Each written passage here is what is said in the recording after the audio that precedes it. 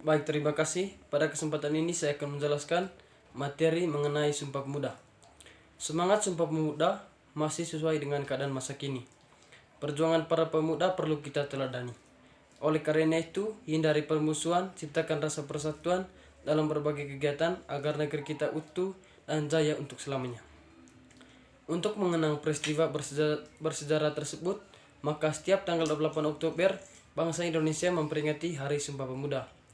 Sumpah Pemuda merupakan tekad pemuda Indonesia untuk mengubah cara berjuang, mengusir penjajah dari perlawanan persenjataan dengan melalui organisasi.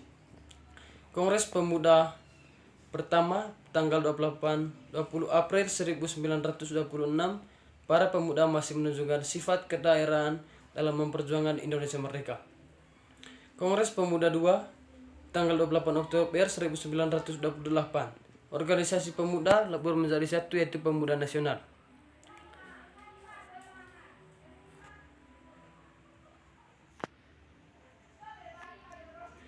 Nilai-nilai yang terkandung dalam Sumpah Pemuda antara lain nilai persatuan dan kesatuan. Yang kedua, nilai kebersamaan. Yang ketiga, nilai cinta tanah air. Yang kedua, sekarang nilai dan semangat Sumpah Pemuda dapat dikembangkan dimanapun kamu berada. Semangat persatuan dan kesatuan banyak memberikan manfaat bagi bangsa Indonesia, yaitu mempererat hubungan kekeluargaan, terciptanya kerukunan hidup, membina rasa kesetiakawanan sosial, memperkokoh rasa cinta tanah air sehingga tidak mudah dijajah oleh bangsa lain. Materi yang berikut yaitu norma.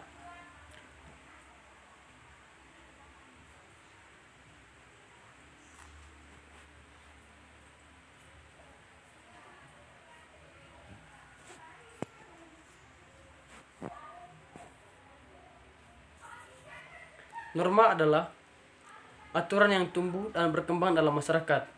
Norma berfungsi sebagai pengendali dalam hidup. Aturan ini berisi petunjuk yang sifatnya mengikat atau wajib ditaati. Manusia dikatakan baik apabila dia selalu menaati aturan yang berlaku di masyarakat. Sebaliknya, manusia sering dikatakan melakukan hal-hal yang tidak baik karena sering melanggar aturan yang berlaku di masyarakat. Ada beberapa macam norma, di antaranya yang pertama, norma agama. Norma agama adalah suatu aturan yang mengatur hubungan manusia dengan Tuhan dan mengatur tingkah laku manusia dengan sama yang berdasarkan pada ajaran suatu agama. Norma agama biasanya diambil dari nilai-nilai yang terkandung dalam kitab suci suatu agama. Yang kedua, norma kesopanan. Norma kesopanan adalah aturan yang didasarkan pada aturan tingkah laku yang berlaku di masyarakat. Beberapa contoh di antaranya, pamit kepada orang tua tiap kali mau berangkat ke sekolah. Yang kedua, tidak duduk di atas meja. Yang ketiga, berbicara santun kepada orang yang lebih tua. Yang ketiga, norma hukum. Norma hukum adalah aturan yang berisi perintah dan larangan yang mengatur tata tertib dalam suatu masyarakat atau negara. Norma hukum berasal dari undang-undang yang dibuat oleh pemerintah. Norma hukum yang berlaku di Indonesia tercantum dalam Kitab Undang-Undang Hukum Pidana atau KUHP dan Kitab Undang-Undang Hukum Perdata atau KUH-PER. Materi yang berikut tentang harga diri. Harga diri merupakan kehormatan seseorang, namun perlu diingat bahwa harga diri tidak berkaitan dengan uang, meskipun memakai istilah harga. Orang yang kehormatannya dapat dibeli dengan uang, berarti tidak mempunyai harga diri. Perilaku yang menjatuhkan harga diri. Yang pertama, mengejek, kasar dalam berbicara dan bersikap, melakukan hal-hal buruk, berpikir negatif, pemalas, menghujat takdir.